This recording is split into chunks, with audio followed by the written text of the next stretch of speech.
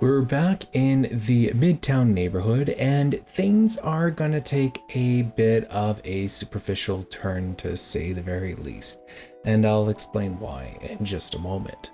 Now, for those of you just joining me in this video and just discovering my corner of the internet, my name is Michael, and I want to welcome you to Sovereign Gaming in Life Sims, the YouTube channel where I build worlds, lots, and share my thoughts on video games in the life simulation gaming space. Now, when I say that things have taken a superficial kind of turn, well, I don't really mean to open up a controversial discussion about the idea of housing as a commodity. However, I do want it somewhat reflected within the SimCity build, and so that's what today's build is really all about. It's all about building out a condo unit that's really just a 1-bedroom, and it's, I do my hardest in today's build to try to make it as overpriced as possible.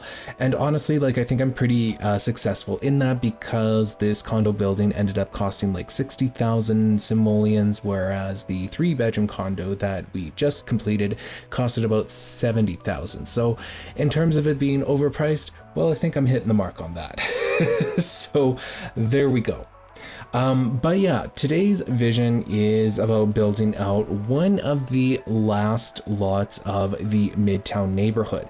And with Midtown, my idea with the vision of the neighborhood is to introduce just a tiny bit more urban housing within the downtown core neighborhoods, where we transition into the uptown neighborhood, where we'll have a lot more housing or urban housing options there.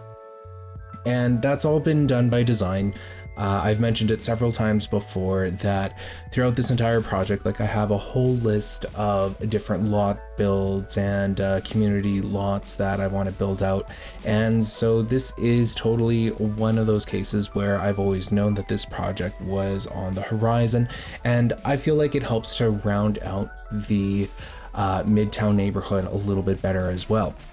And now that we've moved on to the eastern block there, we get to finish things up with a couple of tower builds, and then I've got one more build after this in Midtown, but we're not going to get to that until the week after the next one, since we'll be jumping back to Blue Water Village. But I'll explain more on that towards the end of today's episode.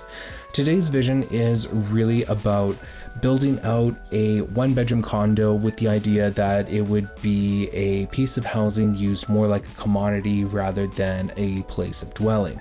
And there's a lot of controversial discussions surrounding that, just with the case of the Western housing market and all of that. And I'm really not trying to have a very heated discussion on that. I just wanted to reflect real life a little bit with today's build. And I thought that I also needed to inject a little more housing within the Midtown neighborhood, and this was kind of the lot build that was really just fitting the bill just perfectly for me there. So that's something that I had kept in mind with the vision. It was ticking a lot of boxes, so to speak, and so I'm very happy with the way that it actually turned out. And I know I feel like I say that in all of my videos, and I'm sure that you guys probably think that I'm just trying to talk myself into it, but this one I'm very happy with the way that it turned out. I don't think that there are going to be many edits that I will make in today's episode, like in a future Midtown editing episode, which is actually pretty much right around the corner, considering that we are about to finish off the Midtown neighborhood in a couple of episodes time. But yeah, with this one I was quite happy with the way that everything turned out, especially with the urban form that I designed around the tower. Like with all of my other urban builds, the very first thing that I really had to do was place the tower first, so I can kind of get an idea as to what the size of the ground level floor plate is going to be, so that I can place it later on. Now, I've explained this before, but if you're new here, the reason why I have to do this and why I have to outline the tower object is because when you place a late night shell tower object, or a late night shell in general, you are unable to delete it unless you click the undo button. So that's why I really had to shape out what that ground floor plate was going to be for the late night shell tower that I ended up using there. And yeah, truth be told, this was actually my second attempt at building this lot, unfortunately. So there was a little bit of time wasted here, and the reason why this was a second attempt is because I screwed it up for that very reason. I needed to adjust some of the buildings that it shares walls with, and I really wasn't able to do that. So I essentially had to restart, and that included developing the sloped garage where you guys will see it yourselves. And if you know anything about sloped garages, you'll know that they can be very difficult to actually build if you don't know what you're doing.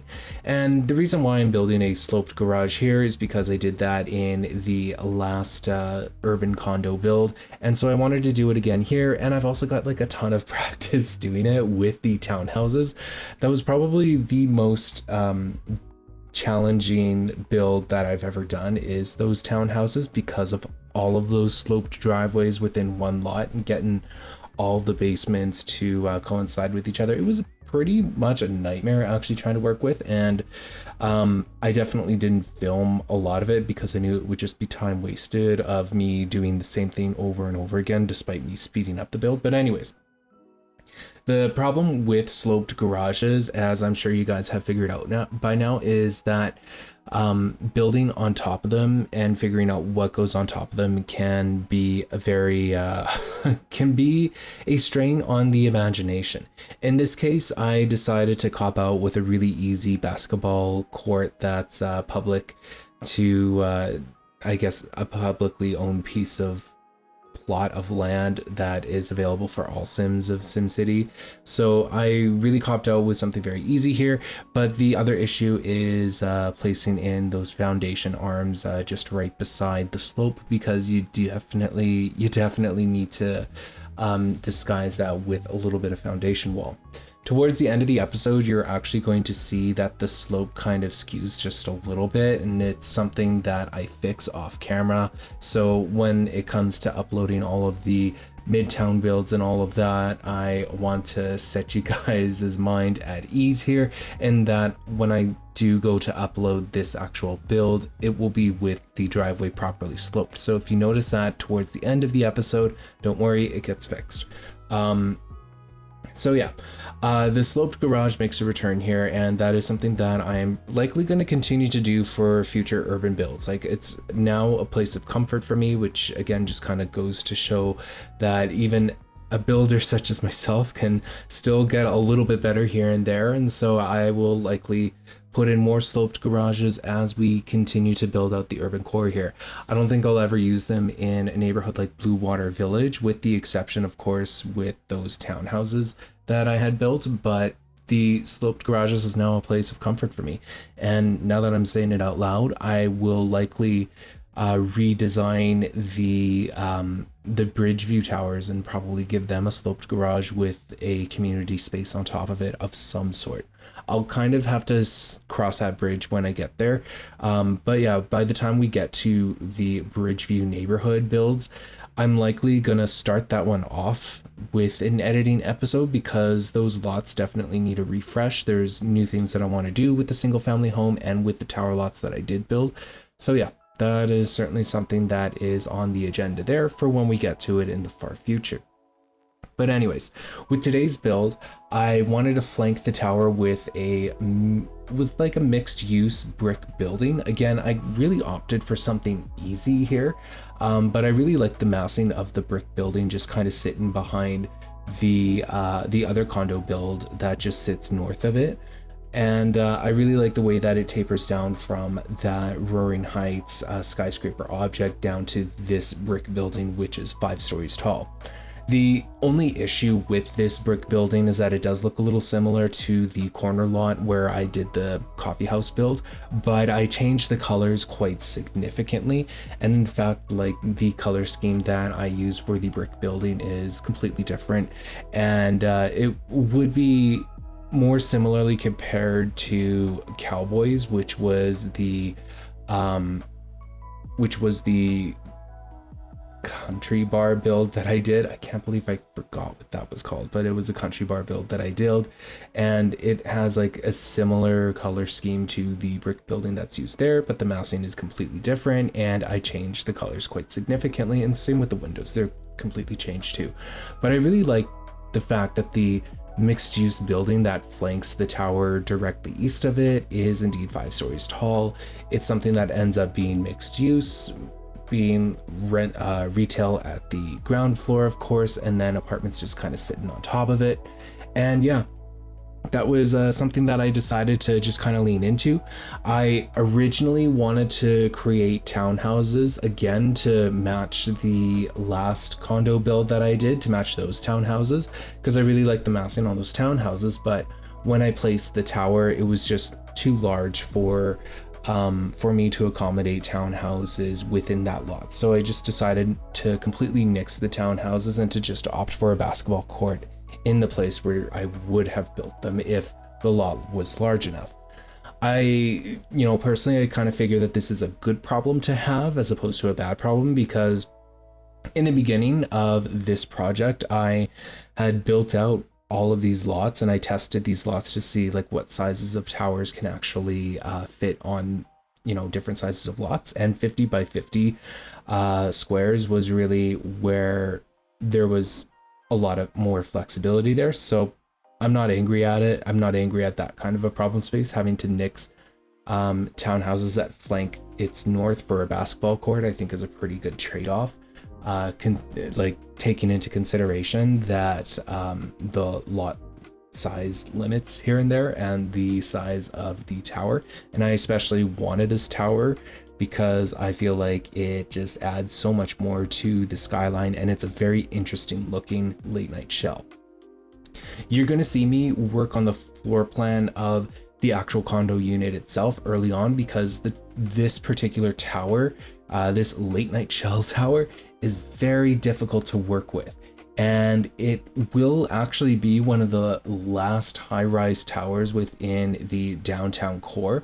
I know I've got more in Bridgeview, but I'm pretty sure that this is going to be like third last tower that we'll see, because we'll really start to taper down the density for it to focus more so on mid density and like mid rises and low rises. But yeah, the floor plan on this tower, super difficult to work with. I really don't like this this late night shell just because of how difficult it is, and I'll continue to explain that in just a bit here. Okay, so the issue with the late night shell that I wanted to use is that the ground floor is obviously larger than the upper floors. Now that's usually the case for most of the late night shell towers.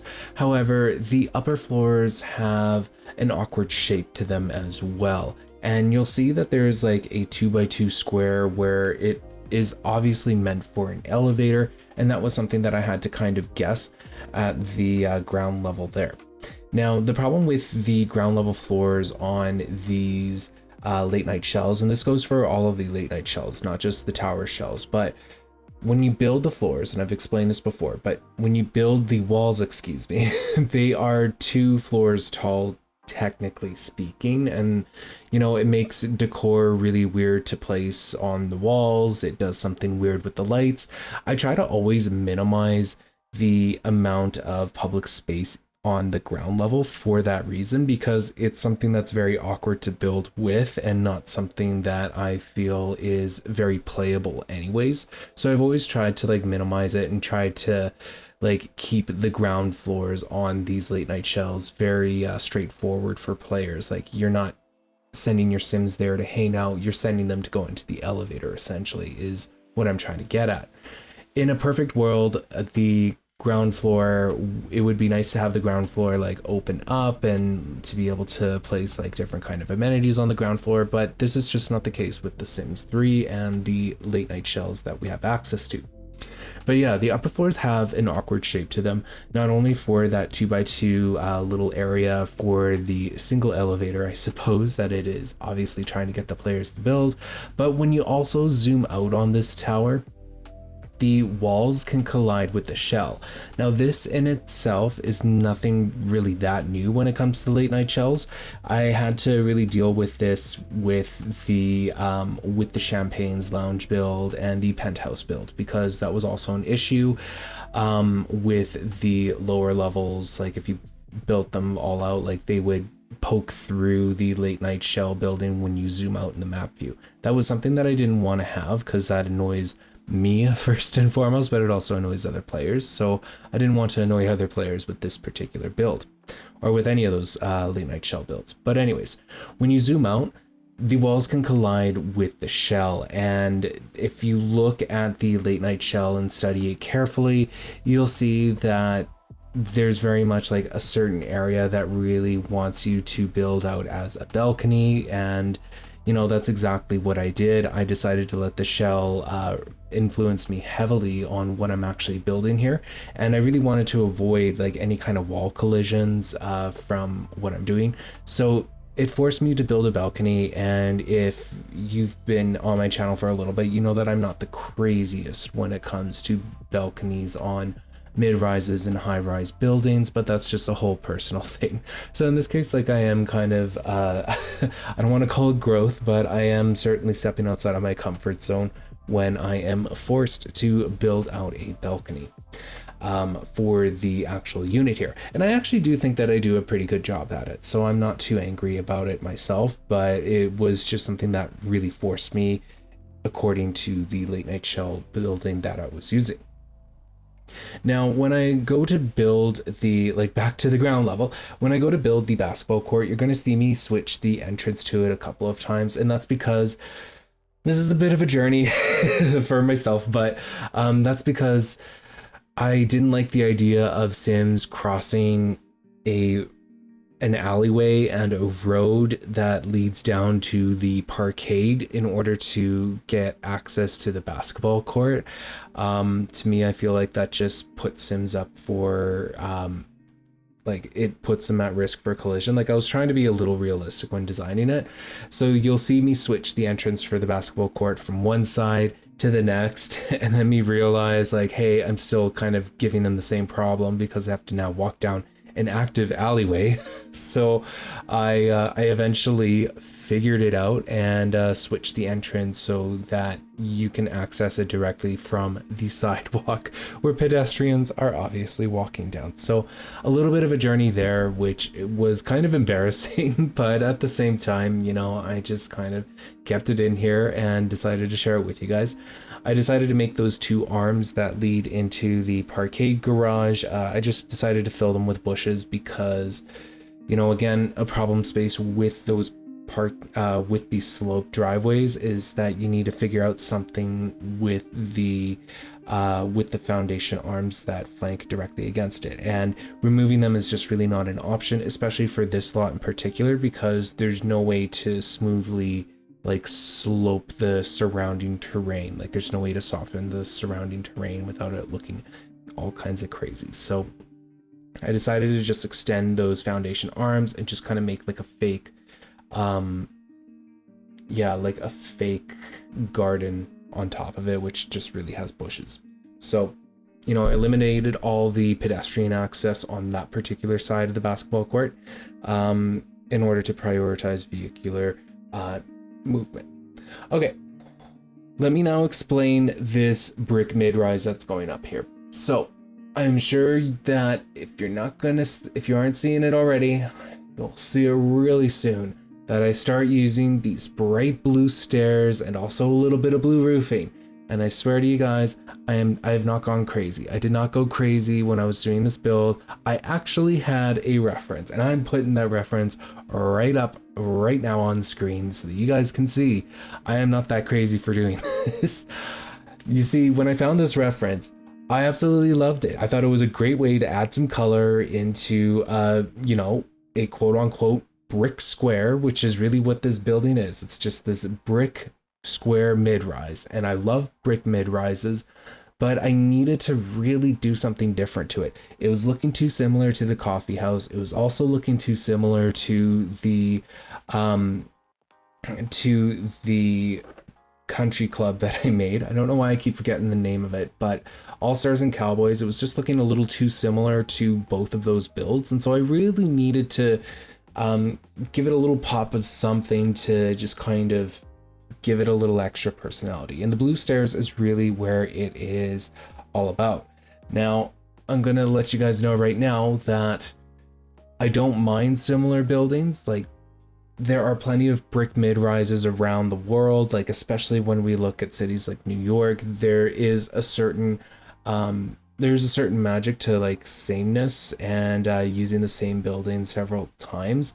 And so I really don't mind having similar buildings within the within SimCity. I mean, we just did a second build for the Blue Water Village townhouses, for goodness sakes, and I just literally copied and pasted and then, you know, redid the interiors completely. So I'm not opposed to sameness where it makes sense, but I am going to tell you guys right now that this is likely going to be my last brick mid-rise unless I find somewhere in Uptown where it actually makes sense, because after this point, you know, these brick mid-rises are becoming a little bit of a cop-out for me. And so, you know, I'm going to replace the if I'm going to be doing more attached buildings, it's not going to be just like a straight up brick mid-rise with this same massing here. It's going to be something different, and that's because the city really needs it. But, you know, with this being number 3 here, I actually don't mind it being the third one, technically speaking, within SimCity. It's just that I'm going to have to like really change it for the next couple of for the next builds in Uptown whenever we get around to doing that neighborhood, because, you know, these brick mid-rises is just becoming tired. And it's time to stop is really what I'm trying to tell myself here. I've got to stop. And yeah, I feel like having 3 within the city is good enough as it is, and that if I do any more, it's just going to start to wash out and take away the magic of it. So, you know, no more brick mid-rises are going to appear in the city, unless of course it's somewhere in a far corner of Midtown and of Uptown, and it actually makes sense. So don't worry, I'm not trying to gain a new addiction here outside of neutral palette tones. On the brick mid-rise, I decided to add more advertising billboards just on the rooftop there.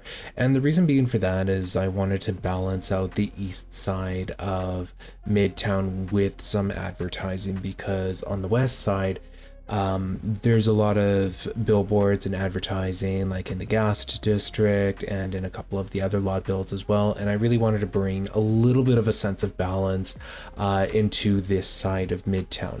And with the way that the skyline is going to work, because Midtown is essentially the middle ground between the central business district, which has some of the tallest structures in the game, and the Uptown neighborhood, which is going to be a mid-rise and low-rise neighborhood in an urban form.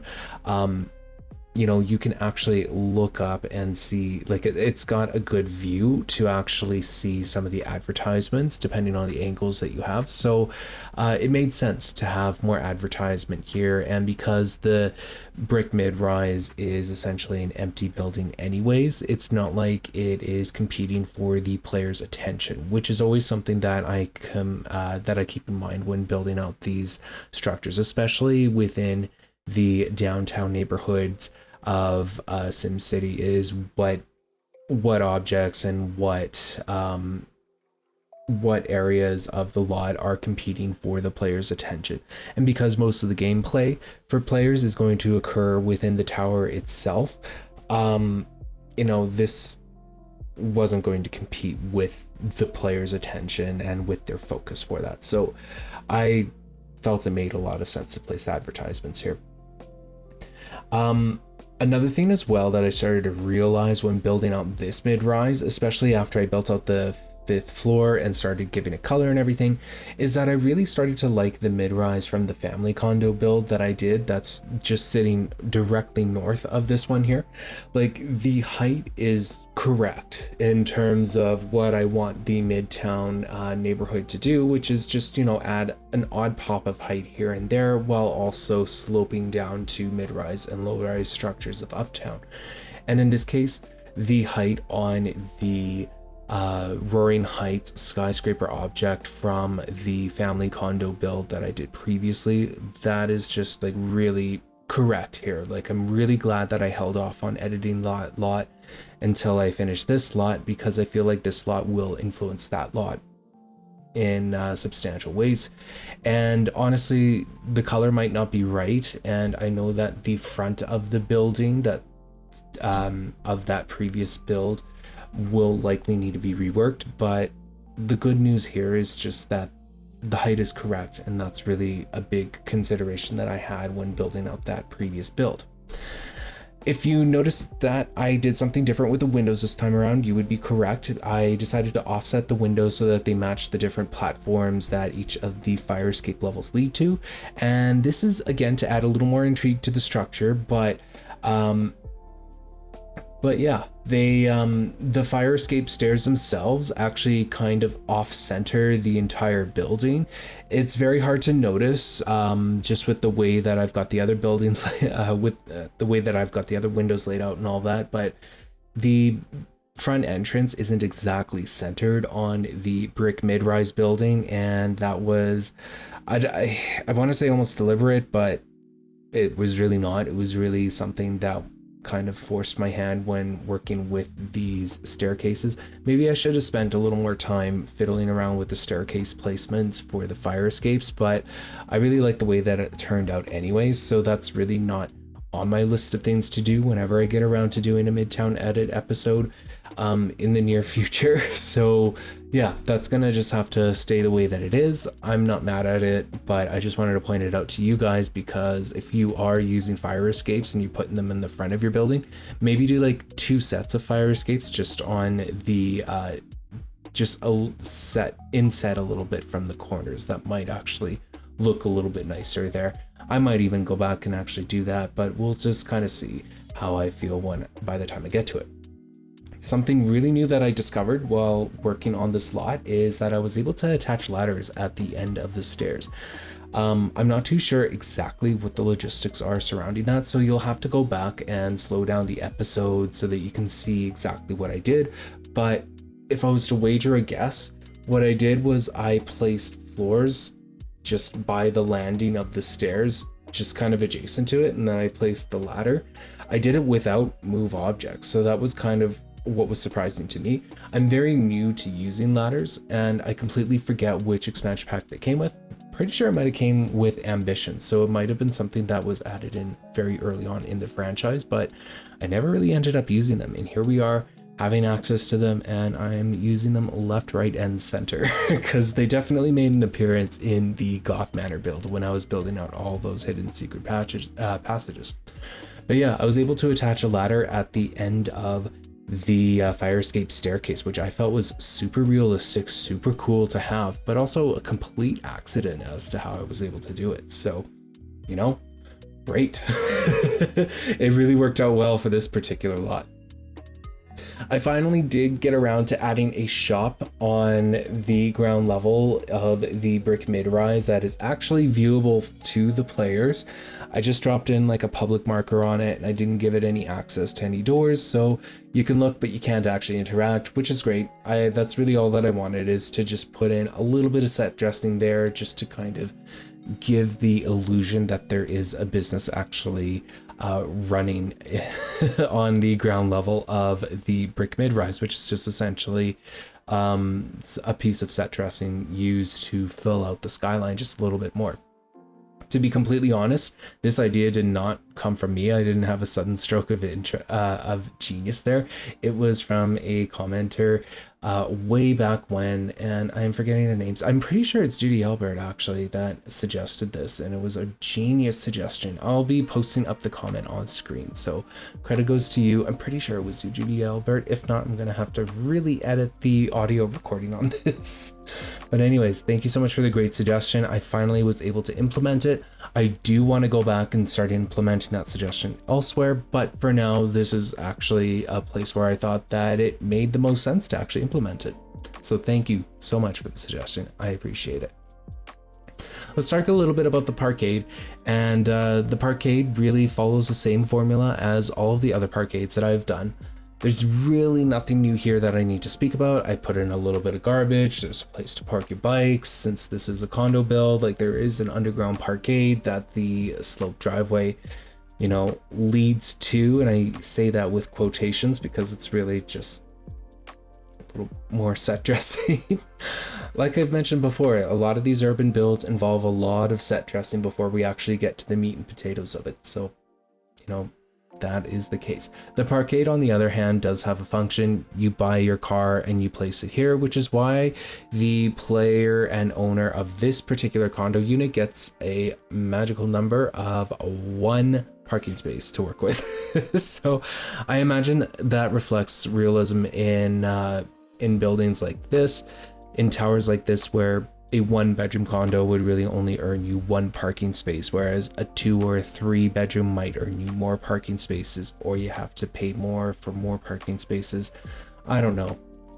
It's going to vary with project to project, developer to developer, and city to city, because there are all kinds of regulations with underground parking and all that jazz. So in this case, I am saying that the player that owns this condo only gets 1 parking space to work with, and that I feel is fair because it is a 1-bedroom condo after all. Admittedly, the public hallways and the public access areas are only like slightly different from my previous builds. I use a different floor for this time around, but like I mentioned before, with the walls being 2 floors tall and it being very awkward to actually place objects in there, I try to keep it as neutral as possible, and I try to keep the wallpaper as basic as possible, just so that I'm not getting like a baseboard in the middle of the wallpaper because of the way that the late night shells are set up. So the public rooms are very basic. I've already kind of explained that, and I don't really mean to over explain that.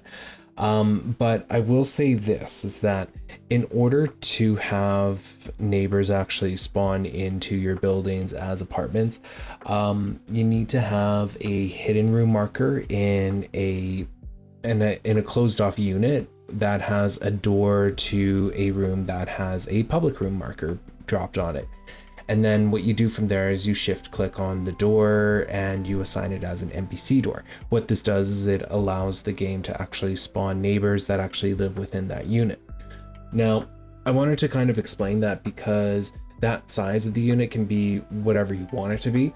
And I've been trying my hardest throughout this entire SimCity project to try to make the neighbors units as somewhat realistic as possible. And I'm not too sure if I was able to necessarily achieve that in this particular build, because the hidden, like the neighbors unit is actually very, very small.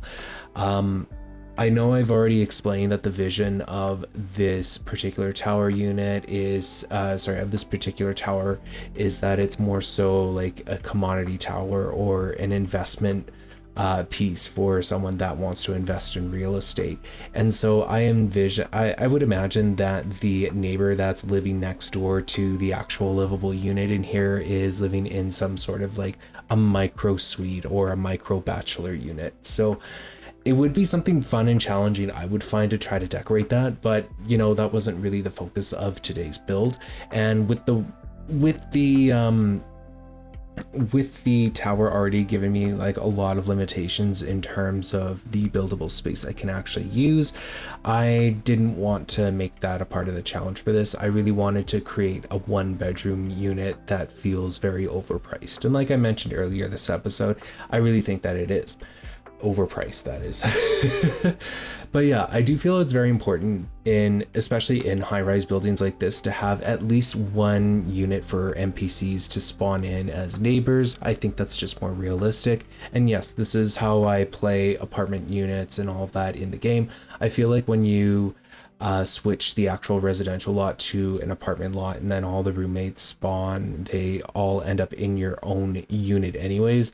And I really hate that game mechanic, and I'm sure that there are mods out there that help to curb that kind of sim behavior, but because it's such a headache, I decided to just go completely vanilla with this and made all of the apartments in SimCity late night apartments, or they function as late night apartments really. But yeah, it was very important for me in this build to get the balconies right, and I got kind of lucky in that I was experimenting with half walls and I really liked the way that it looked. And a big part of that look was how it looked when we go into the map view, or when we go up to the top floors and the crown of the late night shell spawns in. Like, you can actually see the half walls and the balconies when you go into the map view, and that was something that would poke through if you had walls that, like, full walls that go beyond the point that they did. They would poke through that crown and it would just get annoying. It's very hard to explain, so I hope I'm explaining it right. But anyways, when I go to the map view, the balconies and the half walls look great, and I'm very happy for that. So yeah, that was something that I felt was very important, and it was something that I kind of needed to get into. It was something very important, is just how this building looks when you go into the map view and when you want to view the skyline and all that. So I think it really worked out very well in this case. This is indeed like a 1-bedroom apartment unit, and even though I'm calling it like a commodity property or an investment property, I still wanted to have all the bells and whistles and all the amenities that one could want if they choose to live in this apartment, as opposed to doing whatever people do when they invest in apartment units like this. And yeah, so when I was working with this particular apartment shell, the floor above the unit floor, like on the top level there, it had less livable space, so I decided to just make that into the amenities floor, and I wanted to turn that into a gym and also a small little spa as well, where you can actually use the spa object there, the steam room or what have you. It is something that I have been consistently doing for a lot of the high-rise apartment builds, and that is totally by design actually. I haven't created a gym lot within the downtown core neighborhood, and I actually don't plan to, because I plan to put that in Blue Water Village way down the line.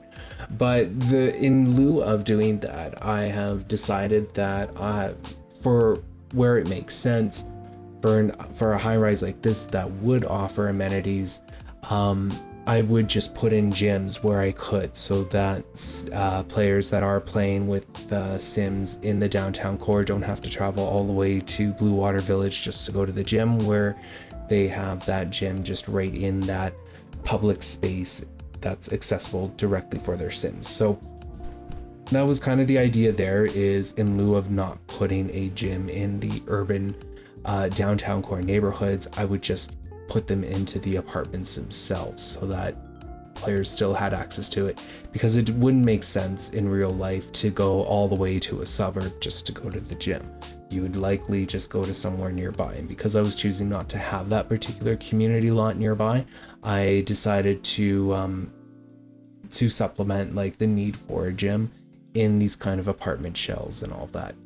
I hope that is making sense. And even for the apartment buildings in Bridge View, you guys will see that instead, like, I'll add in basketball courts or outdoor gyms or what have you.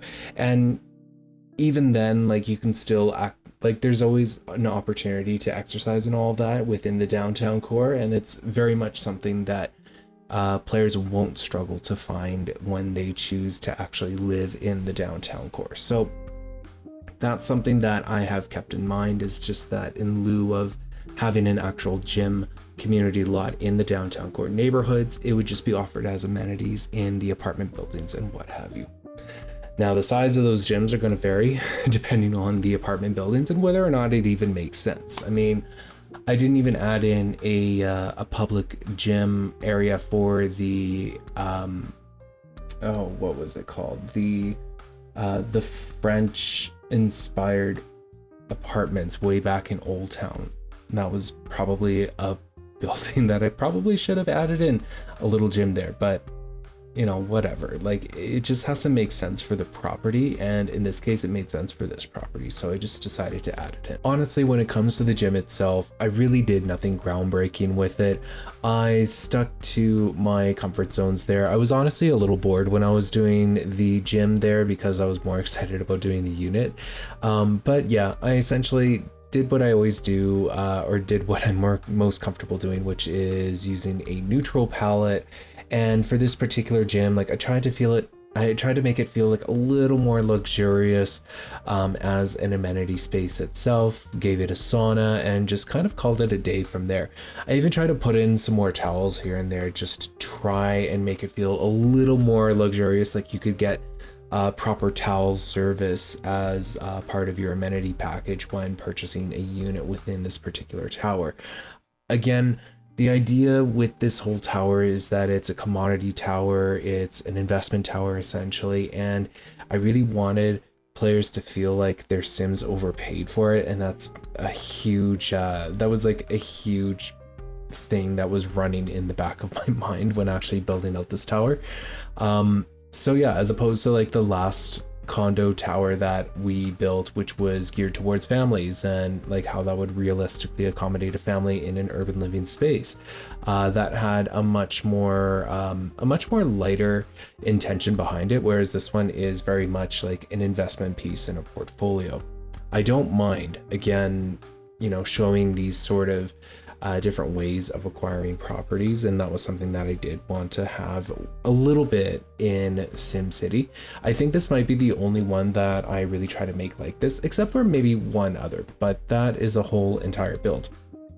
Anyways, for the interior of the 1-bedroom unit itself, the color scheme that I was going for is actually a black, a white, and, you know, I guess a gray with red accents to it. I was trying to search around all over the internet for like a black, white, and red color palette, and what I was finding online was very garish. Like, the red was super overpowering, so what I learned not to do with those references was to use red in a really crazy aspect, I suppose. And so what I opted for is just using it for little accent pieces. So for example, in the kitchen, I'll actually make the kitchen sink red, but everything else is like black and white. So it kind of has that level of intrigue to it. So the black, white, and red color palette was something that I don't feel is really done well these days. I wanted this apartment unit to feel very modern, and I guess maybe I'm just remembering it wrong, because I feel like I was remembering in the late 2000s and even like throughout the 2010s that black, white, red, and I guess gray was, you know, the trending style, and they did it well back then. But when I was searching for references in today's time, which is 2024, the black, white, and red color palette is very garish, and the red is just like way too overpowering because red is such a powerful color.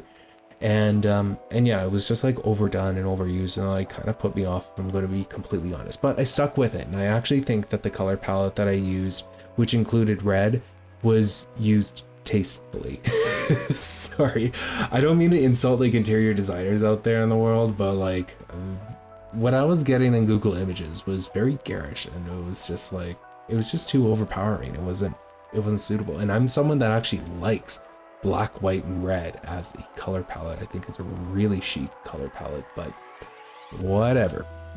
Anyways, I've mentioned it several times already, but the 1-bedroom unit here gets to about like 60,000 simoleons, which when compared to the family condo build that I did, that family condo was actually only 70,000 simoleons. So, you know, in terms of making a player feel like they overpaid for this unit, Yep, it's certainly there. And I don't know how I got there. I don't know how this 1-bedroom unit became so expensive. I honestly think it might be the kitchen and the island, because the counters are a little more expensive, and maybe the cabinets were too.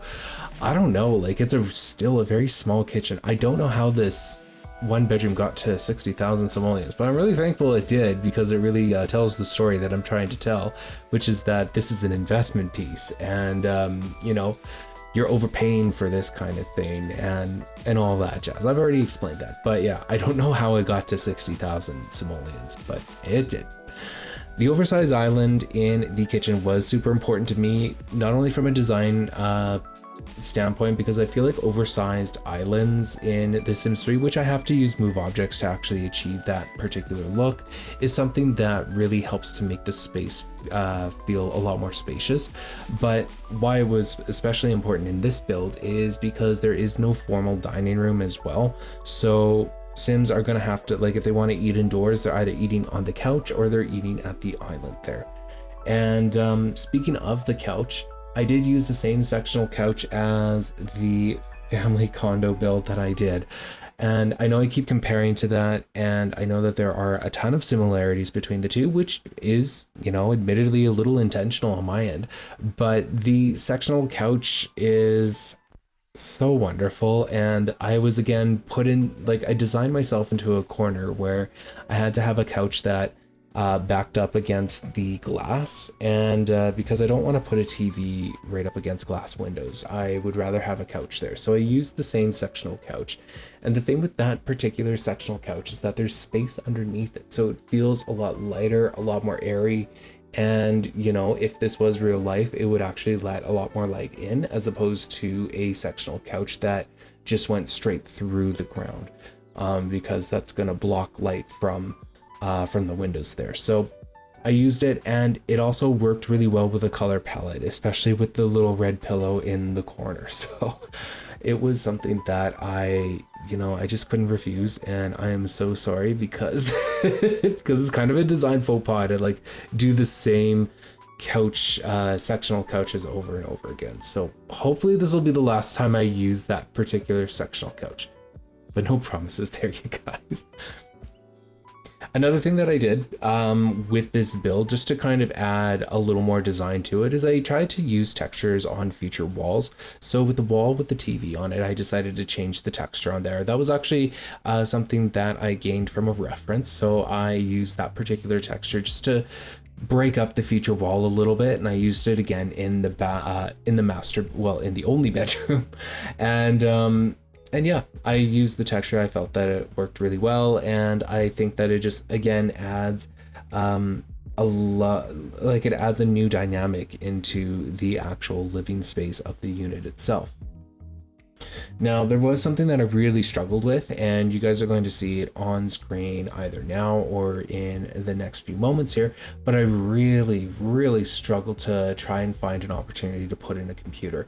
I think it's very important for Sims to have access to computers. I mean, I think it's important for everyone to have access to computers outside of the Sims, but that's a whole other thing there. But anyways, I think it's important for Sims to have access to computers within their own home lot. There's just so much you can do on the computers in The Sims 3 that I just think that you just kind of need to have it. Even in real life, you need to have a computer these days. So I really struggled to try to find a space for it, because you know, with a desktop computer, you need a desk, and as the name would suggest, and then I just really didn't have the space for it. I was trying to fit it in the master bedroom. That wasn't working, so I tried to like move around the bookcase a little bit, and that also wasn't working as well. And I ended up actually just giving them a laptop, and I placed it on the island, on the oversized island, just to kind of make it look like an impromptu workspace. And I actually think it looks pretty nice. Like, it feels like a legit choice, but it was a necessary choice that I had to make, just because the unit was so cozy already that I couldn't fit a desk in the actual build, which is not something that I ever intended. I do intend to make these builds at least livable, and with the pathways and the way that the Sims all navigate themselves and all that, like, I knew that this was going to be a tight space anyways, so yeah, I had to kind of adjust the the computer requirements just to make it into a laptop so that the sim can just like use it on the counter or use it wherever that they need to use it on. So yeah, that was an adjustment that I just had to make there. I also wanted to add in a walk-in closet to this unit, but again, just because of the limitations of the late night shell itself, which is something of a story I keep having to repeat, I just wasn't able to. So a regular closet was just gonna have to do, which, you know, to be fair, I could have probably got rid of the closet for a proper desk and computer, maybe. Like, I'm always taking into consideration the pathway for the bed, and for a full-size bed, I want access on both sides of it for obvious reasons there. So that was just another design choice that I would have liked to have made, as some sort of a walk-in closet. Even a walk-through closet to the bathroom would have been okay. But anyhow, that just didn't happen for this build, and I'm actually still happy with the way that it turned out anyways. So one of those small details where if I had all of the limitless options possible in the game, I would absolutely try to explore. For the balcony area, I did divide it off so that there is a balcony space for your neighbor. I did not give them any objects on there. I just kind of ran out of inspiration and I just didn't feel like it. I gave them like a few things here and there, just like some lounge chairs, but that was really it. It's a small space for the neighbor. The important part of that balcony space is, of course, the space that the player is paying for themselves. Maybe the hot tub is adding more to the expense, but anyways, the hot tub is great. It's a great little amenity. It's okay to put in a corner there just because your sims can actually move around while they're in the hot tub. I do play testing for all of my lots, so I play tested the hot tub especially just because it would be such a great amenity to have, and it absolutely functions as it should. Sims can enjoy the view, and there's also an outdoor eating area as well, so extending that eating option because you don't have that dining room within the unit itself. In a perfect world, this unit would obviously be a lot larger and I would incorporate some more indoor space, but that's really not how things shook out for me for this build here. So for the next episode, we are going to be jumping back to Blue Water Village yet again, except this time I am finally going to start the I guess the lawn process, I suppose, of building out all of the single family homes. And my plan for the next episode is actually to build out a suburban single family bungalow, and I'm hopeful that I can actually pull it off. I'm just trying to gather some reference photos for that right now, and I'm not really having so much luck with suburban bungalows in of itself, but you know, I'm just gonna have to continue pressing on because they absolutely do exist. Heck, you know, I've lived in neighborhoods where single family home bungalows are predominant and all that, so it's not like they don't exist here. But anyways, that is what is up next for the speed build series here. If the tours aren't already playing for today's build, then feel free to stick around for the tours. I've got some great skyline shots, of course, like I always do, especially now that the skyline is coming together and there's more depth being added to it. It's just looking more and more exciting with each build that I do. But yeah, feel free to stick around for the tours if they aren't already playing. And if you've enjoyed this episode and if you've been enjoying this series, then feel free to like this video and consider subscribing if you haven't already. Thank you so much for watching, and I hope you have yourself a wonderful day.